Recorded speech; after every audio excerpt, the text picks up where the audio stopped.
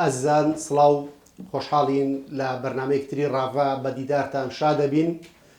تەوەری بەرنمەی ڕاڤا پەیامی هاوبەشی سەرۆکی ویلایەتە یەکگرتووەکانی ئەمریکا لە نامەیەکدا بۆ سەرۆکی هەرێمی کوردستان گفتوگۆی ئەم بابەتاکەین بە میوانداری زۆر بەڕێز کاکاوکار بەرزنجی چاودێری سیاسی. کاکاوکار خۆشحاڵین و بەخێر بێت. زۆر سپاس سڵاوتان لێبێ و دەستان خۆش بێ.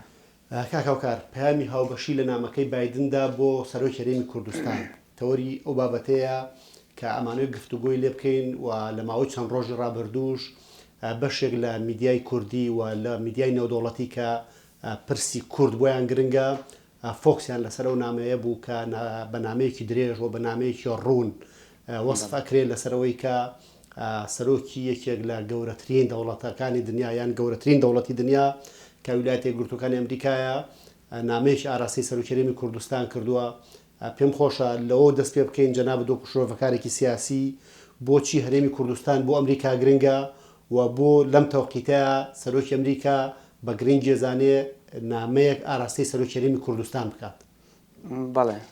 زۆر سپاس. لە ڕاستیە هۆکاری ناردنی نامەکە چەند ڕەهەندێکی هەیە و جوابی ئەو پرسیارەش بۆچی هەرێمی کوردستان گرنگە بۆ ئەمریکا وەش ڕەهەندێکی تری هەیە. با بینە سەر نامەکەی جۆ بایدن سەرۆکی ویلایەتە یەکگرتووەکانی ئەمریکا ڕاستە و خۆ بە سەرۆکی هەرێمی کوردستان لە ڕێگەی باڵیۆزی ئەمریکا لە عێراقەوە نەک لە کۆنسولیشۆ ئەمەش هەر عورفێکی گەورەتری دیبلۆماسیە و هەم گرنگێکی تری پرۆتۆکۆڵە کە بەکاریان هێناوە.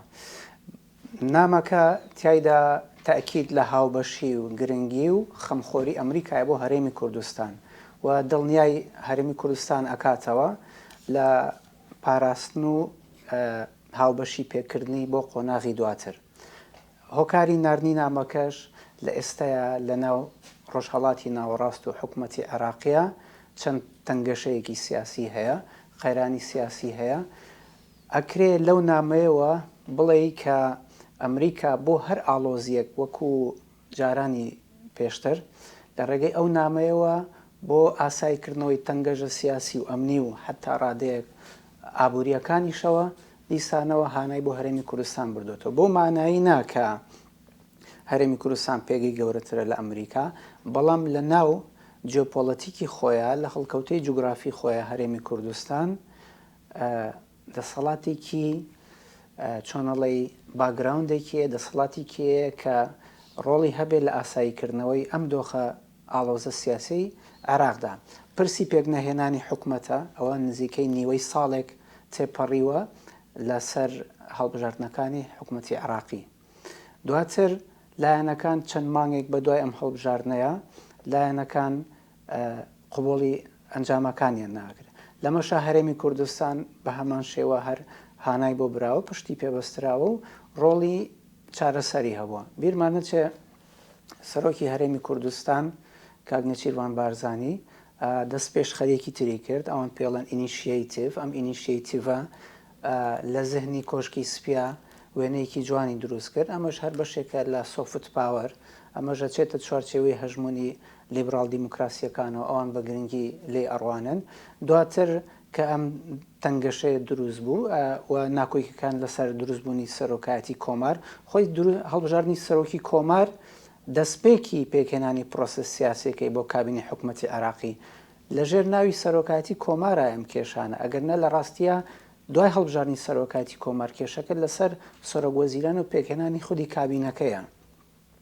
بۆیە کێشەکە لە دوای ئەوە دەست پێەکە. هەرێمی کوردستان لێرەیە ڕۆڵی یەکلایە بینێتەوە و بگەڕێنەوە بۆ سەر نامەکەی سەرۆک بایدن لە ڕێگەی ماتیۆ تولەر باڵێزی ئەمریکا لە عێراقەوە بۆ جەنابی سەرۆکی هەرێم. تایدا چەند خاڵێکی گرنگ هەیە کە ئەکرێ باسی بکەین. ئەویش ئەوەیە جەختکردنەوە لە چارەسەری کێشەکانی حکوومەتی عێراق بەگشتی لەگەڵ سەرۆکی هەرێمە. واتە سەرۆکی هەرێم ڕۆڵی گرنگی هەیە لە چارەسەرکردنی کێشەکانی عێراقە. ئەمە یەک. دوو، هەروە باسی ڕۆژهەڵاتی ناوەڕاست و کێشەکانی ڕۆژهەڵاتی ناوەڕاست بەگشتی لەگەڵی باس کراوە. واتە هەرێمی کوردستان کە دەوڵەت نییە، بەڵام هاوشێوەی دەوڵەتێک واتە ئەکتەرێکی کاریگەر لە دنیای مۆدێرنا لە کۆمەڵگەی نێودەوڵەتیە ئەکتەری دەوڵەتیمان هەیە، نادەوڵەتیمان هەیە. لەم ڕۆیە ئەکتەرە نادەوڵەتیەکان بەڕادەیەک بە پێی سەنگ و قورسایی خۆیان لە تەنیشت دەوڵەتەکانەوە حسابیان بۆ ئەکرێ واتە مامەڵیان لەگەڵەکرێن. ئەم مامەڵەی نامەکەی بینی سەرۆگنێکی ڕوان بارزانی و جۆ بایدن مامەڵەی هەرێمی کوردستانی وەکو ئەکتەرێکی گرنگ لە پاڵ دەوڵەتەکانە حساب کردووە. واتە هاوبەشەکانی ئەمریکا لە ڕۆژهەڵاتی ناوەڕاست بەبێ هەرێمی کوردستان لیست ناکرێ. واتە هەرێمی کوردستان هاوبەشێکی گرنگی ئەمریکایە. ئەوە نامەکە جەخت لەوە ئەکاتەوە. هەروەها بۆ گرنگیدان و دڵسۆزی و زیاتر نیەتی ئەوان لە پێشخستنی هەرێمی کوردستانە تاکیدیان کردوتەوە لەسەر چۆنەتی بەڕۆچوونی هەڵبژاردننی ئایندەی هەرێمی کوردستان، یەک ڕێزی هەرێمی کوردستان، چکە بۆ ئەوان گرنگە. مادەم هەرێمی کوردستان بەگشتی بۆ ئەمریکا گرنگە، خودی ناوخۆی هەرێمی کوردستانیش بۆ ئەوان گرنگە. ئەمە جۆرێکە لە هەڵوێستی پۆزتیڤ لە ئەمریکا و بۆ هەرێمی کوردستان. کاکەوە پێم خۆشە قسەیەک لەو دۆخلیشتیە بکەین کە لەسەر ئاستی دنیا گوزەرێەوە پەیوەند بە سیاسەتی ئەمریکا وەک زلێزێک و لە بەرامبەریشیە ڕووسیا و هەندێک لە دەوڵەتانی دیکە کە ئێستا جۆرێک لە جەمسەرگیری دروست بووە لە نێوان دەوڵەتانە. لە دوای کشانەوەی ئەمریکا لە ئەفغانستان دەنگۆیەکی زۆر هەتا لە هەندێک لە شۆڤکارەکانی ناوخۆش ئاماژیان بۆ کرد کە پێچێ دوای کشانەوەی ئەمریکا لە ئەفغانستان کشانەوە لە عێراق و لە بەشێک لە وڵاتانی ڕۆژهەڵاتی ناوەڕاستیش ببێت بە ئەجندای ویلایەتە یەکگرتووەکانی ئەمریکا و بجۆرە لە جۆرەکان قسەیەکە بوو لەسەرەوەی کە بایەخی ئەمریکیەکان بۆ مەنتیقەیە کەمی کردویان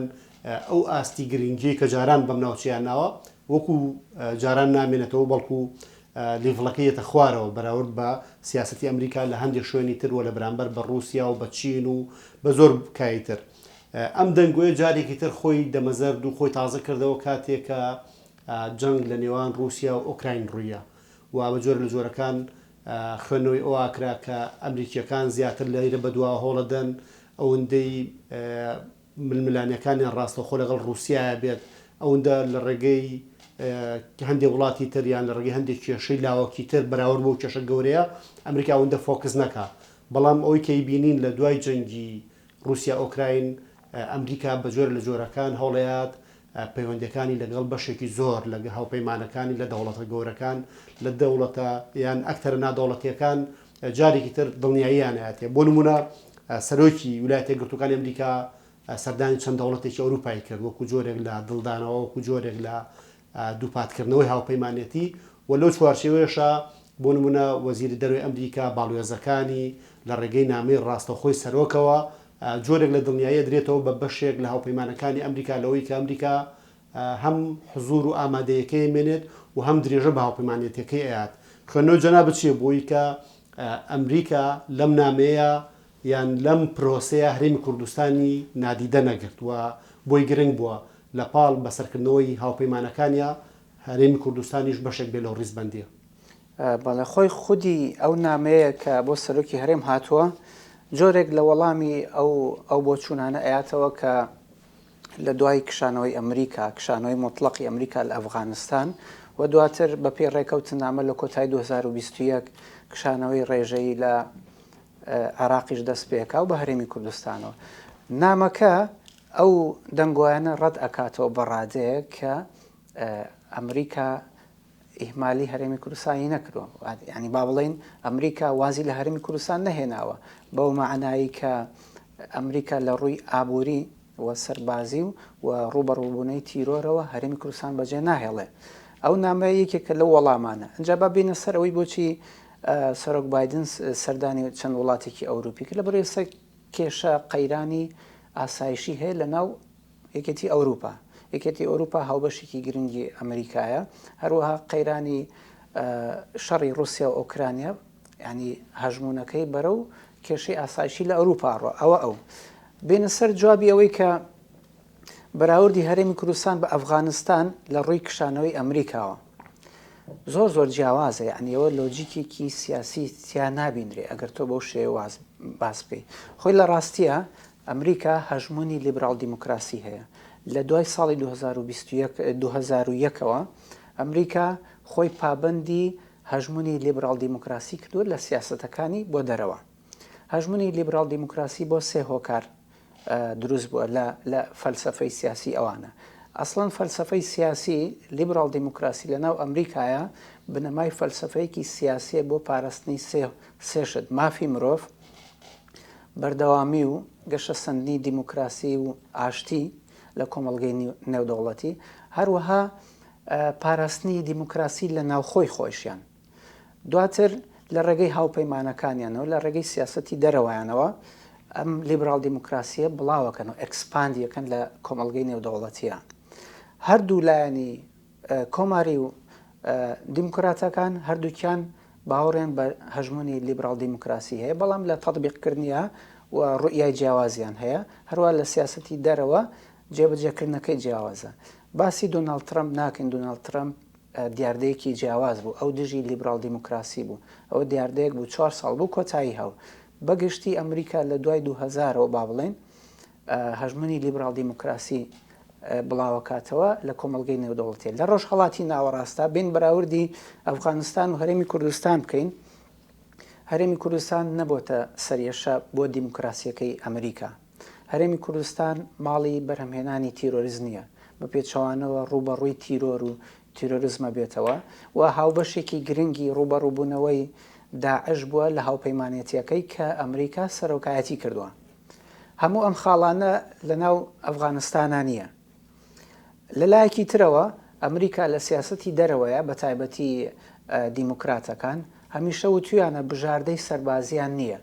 کۆمەڵگەی نێودەوڵەتی ڕخنەیان لێ ئەگرێن ئەگەر لە ئەفغانستان نەکشێتەوە، لەبەرەوەی ئیشی تای نەماوە و کۆمەڵگەی ئەفغانی و مێژ و سیاست و هەڵکەوتی جوگرافی ئەوێ و ئەخوازێ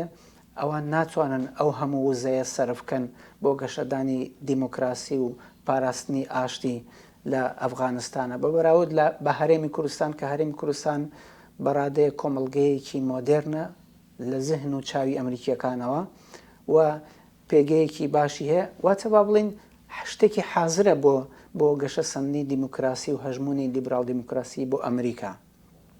ئەمە جوابی ئەو پرسیارە ئەیاتەوە. بەڵێ کاگاوکارەوەی کە باست کردەوەی کە هەرێمی کوردستان لە چاوی ئەوانەوە پێشکەوتوتر و گەشە سەندوترە سەبارەت بە بەش لە کۆمەڵگاکانی تری ڕۆژهەڵات و بە تایبەتیش ئەفغانستان. سەقامگیری ناوخۆیی لە سیاسەتی هەرێمی کوردستان و دروست نەکردنی کێشە بۆ وڵاتانی دراوسێ چەند کاریگەری هەبوو لەوەی کە وڵاتانی هاوپەیمان وڵاتانی ڕۆژئاوایی ویلایەتە یەکگرتووەکانی ئەمریکا ئەم بابەتیان لە هەرێمی کوردستان بۆ جێگە سەرنج بوو بێ لەوەی کە هەرێمی کوردستان لە ماوەی 30 ساڵی ڕابردووە هەوڵیاوە لە ناوخۆی خۆیان جۆرێک لە ئارامی لە ئاسایش لە ئیستیقرار دەسەبەر بکات تا ئەو ئەندازەیە کە بەشێک لە کەمینەکان کە لە ناوەڕاست و باشووری عێراق هەڵەهاتن بە تایبەتی مەسیحیەکان باشترین و نزیکترین پەناگە بۆیان هەرێمی کوردستان بوو و لە پاڵ ئەم سیاسەتەشە هەرێمی کوردستان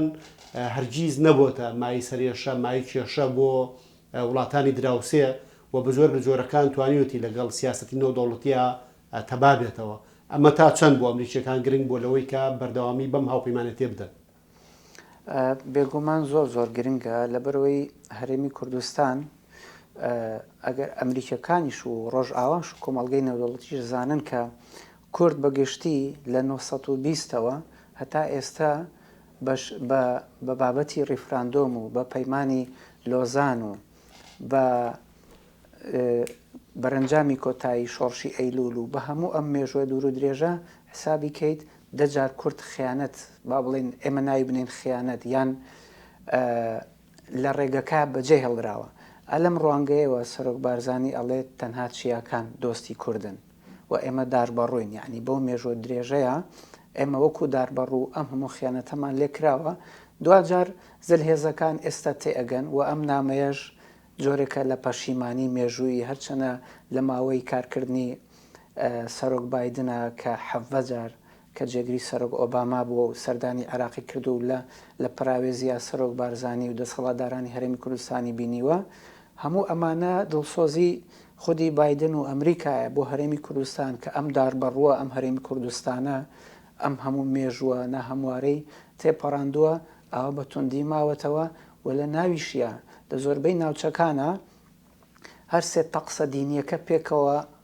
تۆلێرانسیان هەبووە، هەڵکەوتیان هەبووە، پێکەوە ژیانیان هەبووە، پێکەوە ژیان زۆر گرنگ بۆ ئەوان. هەر بگەڕێنەوە بۆ فەلسفەی سیاسی ئەمریکا هەژمونی لیبرال دیموکراسی یەکێک لە لە هۆکارەکانی بڵاوکردنەوەی هەژمونی لیبرال دیموکراسی پاراستنی مافی مرۆڤە لە ناویە پێکەوە ژیانە پێکەوە ژیان لە منتیقەی بادینان و دهۆک و بارزان ئەم تەقسە دینیانە ئەبینرێ ئەلێرەوەیە گرنگی هێزی نەرم یان دیبلۆماسی گشتی پەبلیک دیبلۆماسی هەموو ئەمانە پێکەوە هاوکێشەیەک دروستەکەن بۆنی دیبلۆماسیەت و هێزی نەرمی سەرۆک نێچیروان بارزانی و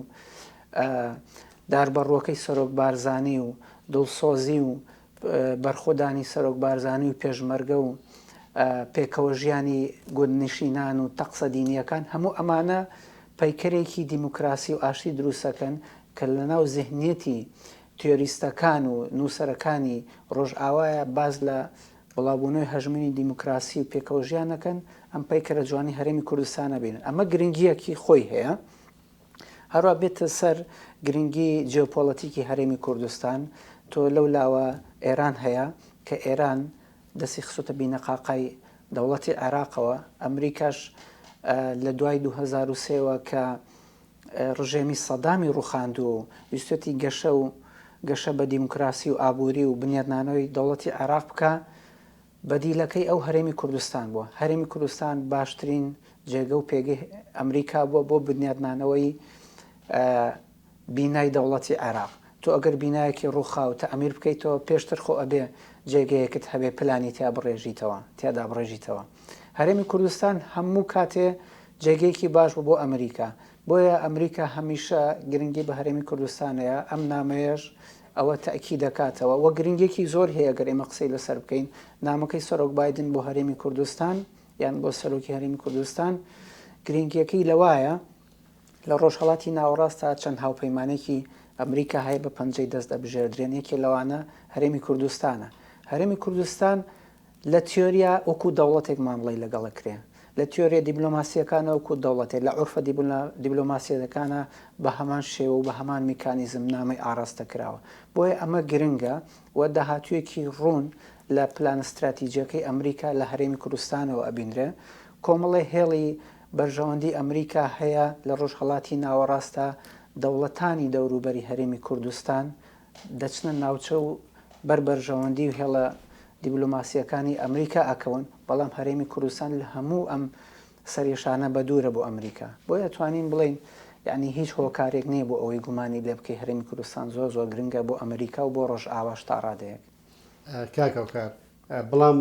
ئێمە لە ماوەکانی ڕابردووە بەشێک لە شۆڤەکارەکان بە تایبەتیش ناوخۆیەکان باوەڕیانەوە بوو کە لە دوای کۆتاییهێنانی جەنگی تیرۆر یان دژ بە تیرۆر جەنگی داعش ڕەنگە پەیوەندیەکانی هەرێمی کوردستان لەو ئاستە زیێڕینیانە مێنێت کە لە زمانی شەڕی دژی تیرۆریستانی داعشە هەیبوو بە تایبەت ئەو زەمانەمان بینی کە هەولێری پایتەخت بوو بووە ترافیکێکی دیبلۆماسی و بەردەوام وەزیران و کار بەدەستە باڵاکان و وەزیرانی سەربازی پەیوەندیەکان لە هەموو شوێ هەولێرا بوون و بەردەوام حتا بەشێ لە سەرۆک وەزیران و سەرۆک دەوڵەتانی شەهاتنە هەولێر یعنی گومانێک هەبوو لەسەرەوەی کە ئەم پەیوەندیانەی هەرێمی کوردستان پەیوەندی کوردمەودان بەڵام لە نامەکەی سەرۆک بایدنە بە ئاماژەی ڕوون ئەوترێت کە هاوپەیمانێتی ئەمریکا لەگەڵ هەرێمی کوردستان هاوپەیمانیەکی درێژماوەیە و ئەوان ملزەمن بۆەوەی کە پەیوەندیەکانی لەگەڵ هەرێمی کوردستان بەرەو پێش بەرن و پەیوەندیەکانیان لەگەڵ هەرێمی کوردستان بۆ گرنگە ئەنی خەنەوەی تۆ چێ لەسەرەوەی کە بۆ نمونە زۆرجار باوەڕوا بوو کە پەیوەندی ویلایەتە گرتوەکانی ئەمریکا و هەرێمی کوردستان پەیوەندی قۆناغێکی کوردمەودا بێت و لە چوارچێوەیەکی بەرتەسکا بێت بەڵام ئەوەی کێسای مێی بینین لە دوای چەند ساڵە لە دوای شەڕی دژی تا داعش پەیوەندیەکان هێشتا هەڵاڵکشانان و بەردەوامیان هەیە و دوایین شتیش بایدن لە ڕێگەی نامەیەکەوە ئێوە بڵێت کە پەیوەندەکانی ئێمە پەیوەندی لوتکەن بەڵێ خۆی بەدەر لە نامەکە کە نامەکە جوابی هەموو ئەو پرسیارانایەت و جوابی هەموو ئەو گومانانایەتەوە ئەمە بڵێم کە هەموو ئەو بۆ چوونانە نازانم چین و سەرێک ئەوانە ئەڵێ و کێ ئەم فکرانە بڵاوە کاتەوە ئەمە هەمووی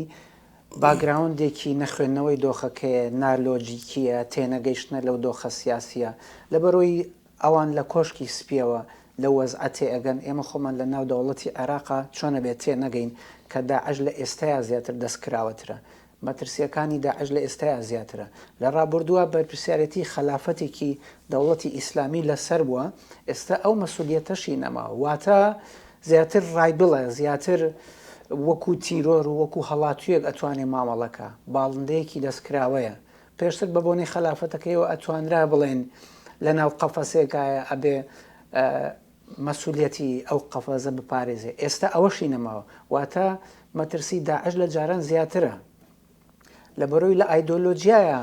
پتەوتر بووە ئایدۆلۆجییان هەیە ئەوانە داعش شەڕێکیان کرد و کۆتاییان هەو لە شەڕەکە خلافەتەکەیان ڕووخا بۆیە ئەگەر ئەمریکا ڕۆژ ئاوا هەموو ئەوانەی کە ئەیانەیە ئاشتی بەرقەرارکەن و تیرۆر لە ناوبەرن بەر لە هەموو شتێ ئەبێ پەیوەندیەکانیان لەگەڵ هاوپەیمانەکانیان کە هەرێمی کوردستان هاوپەیمانێکی گرنگە پێویستیانە بۆیە بەڕاستی ئەو بۆ چوونێکی هەڵەیە وە خوێندنەوەی تێدا نیە ئەبێ بزانین کە داعش لە ئێستاە زۆر بەهێزترە لە بەبراورد بە ساڵی 2014 و تاوەکو ڕوخانی خلافەتەکەشی کاگەوگەر پێم خۆشە بەرەو کۆتایی بەرنامەکە پرسیاریەوە بکەم کە دوای ئەو شیکاریانی کە جەنابەت کردت و بەردەوامیش کە جەنابەت لە کەناڵەکانی ڕاگەیاندن لە نووسینەکانی خۆتا ئاماژت بۆ کردووە ئەکرێ بڵین لەو ماوەی ئەو 30 ساڵی ڕابردووە بە تایبەتیش لەم ساڵانەی کۆتاییە هەرێمی کوردستان لە پرسی پەرەپێدان بە کەرتی دیبلۆماسیەت سەرکەوتوو بووە و توانیوێتی ئەگەرە جیاوازەکان لە بەرچاو بگرێ و هاوسەنگی نێودەوڵەتی ڕابگرێ و بتوانێت لە پاڵ هاوسەنگی ڕاگررتنی هاوسەنگیەکە پەرە بە پەیوەندەکانی لەگەڵ زلهێزان دەوڵەتە کاریگەرەکانی وەکو ویلایەتە یەکگرتووەکان و بەشی لە دەوڵەتانی ئەوروپی بدا. بەڵێ ئەتوانین لە بەرەوەی ئەگەر تۆ بیت مێژووی هەرێمی کوردستان بە ماوەکی کورد لە دوای 2023ەوە بخوێنیتەوە هەتا ئێستا پەیوەندی دیبلۆماسیەکانی هەرێمی کوردستان لەسەر ئاستی پراکتیکی بەڕاستی زۆر سترەکچەرێکی ڕێکی هەبووە و مامەڵەی سیاسی کۆمەڵگەی نێودەوڵەتی لە تیۆری سیاسیە سیاست خۆی تۆزی ئاڵۆزە پێویستێ بۆیە دیبلۆماسیەتێکی لۆجیکی ژیرانەت هەبێ ئەگەر بین ئەو بەراوردە وەربگرین توێژینەوەی لەسەر بکرێت لە 2023 تا ئێستا کۆتایی 2021 هەرێمی کوردستان کۆمەڵێک ڕووداوی دیبلۆماسی گرنگی ئەنجام داوە ئێمە لە ناو دیبلۆماسیە هێزی نەرممان هەیە و هێزی ڕقیشمان هەیە لە ئێستاە هەموو ئەم هێزانە بوونەتە PRشمان هەیە پەیوەندیە گشتیەکانی پێوتێ لە ناو پەیوەندیە گشتیەکانە دیبلۆماسی گشتی هەیە و هێزی نەرمیش هەیە تۆ بڕوانیتە ئەو مدەتەی کە سەرۆک بارزانی وەکو سەرۆکی هەرێم وەکو سەرکردەیەکی کورد سەرکەوتویەکی شۆڕژ لە دژی دیکتاتۆریەت و لە دژی نادیموکراسیەت شۆڕشی بەرپا کردو و دواتر بۆتە سەرکردەیەکی دیموکراسی خوازی هەرێمی کوردستان چەندین دیداری دیبلۆماسی کردووە و هاوتاکانی بە پێچەوانەوە سەردانیان کردووە و دەوڵەتە زلهێزەکان دیداریان لەگەڵ ساز کردووە هەموو ئەمانە بەبێ لۆبیکردن هەموو ئەمانە هێزێکی گەورەی دیبلۆماسیە بۆ هەرێمێک کە دەوڵەت نییە کە لە ناو ئاگرێکایە هەموو وڵاتانی دەوروبەری دژی پێگە و استراتیژی هەرێمی کوردستانن لە هەمووی گرنگتر هەرێمی کوردستان کە هاوبەشی ئەمریکایە بۆ ڕوبەڕوو بوو نێوی تیرۆر لە بەرامبەرە نەبۆتە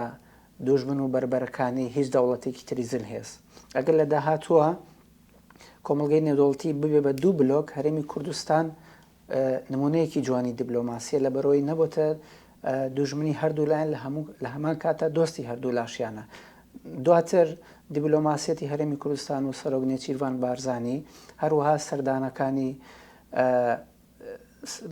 بەڕێز مەسرور بارزانی سەرۆکوەزیرانی هەرێمی کوردستان دیالۆگی مەنامە هەروە سەردانی وڵاتانی ئیمارات و وڵاتە عەرەبیەکان بەشداری کۆبوونەوەی ئاسایشی میونخ لە سەرۆکی هەرێم و سەرۆکوەزیران هەموو ئەمانە هەرێمی کوردستانی خستوتە ناو خەریتەی دیبلۆماسی کۆمەڵگەی نێودەوڵەتیەوە بەڕاستی هەموو میکانیزمەکان تا ئێستا لە بەردەسن ئەوەی کە ماوەتەوانێ هەرێمی کوردستان ڕووداوەکانی وا لێ بکە ڕوودا و دروستکە نەک چاوەڕێی ڕووداو بێ واتە بەشداری بڵاوبوونەوەی هەژمونی لیبرال دیموکراسی بکە لەگەڵ ئەو وڵاتانەی کە خۆیان بەسەر مەشقی ئەو فەلسەفە سیاسی ئەزانن کاکاوکار بەرزنجی چاودێری سیاسی سوپاس بۆ ئامادەبوونت لە بەرنامەی ڕاڤا و سوپاس بۆ هەموو شیکردنەوەکانت زۆر سوپاس دەستان خۆش بێ و خۆشحاڵ بووم زۆر سوپاس ئازیزان بەم جۆرە گەشتینە بەرنامە کۆتایی بەرنامەی ڕاڤا تا دیدار خواتان لەگەڵ بێت